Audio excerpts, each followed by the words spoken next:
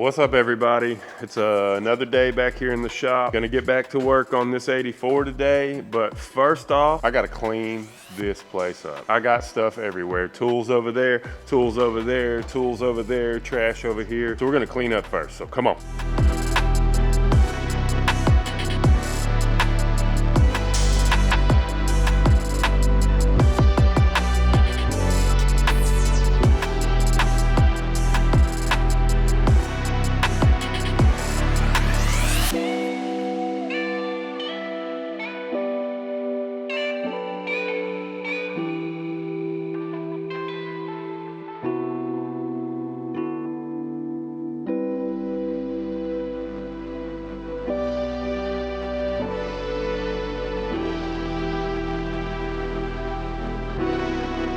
And just like that, the shop is clean, got everything picked up. It feels much better. So now it's time to move back on to doing actual work. I hope y'all enjoyed this little video just to see how it goes. And you got to clean everything all the time.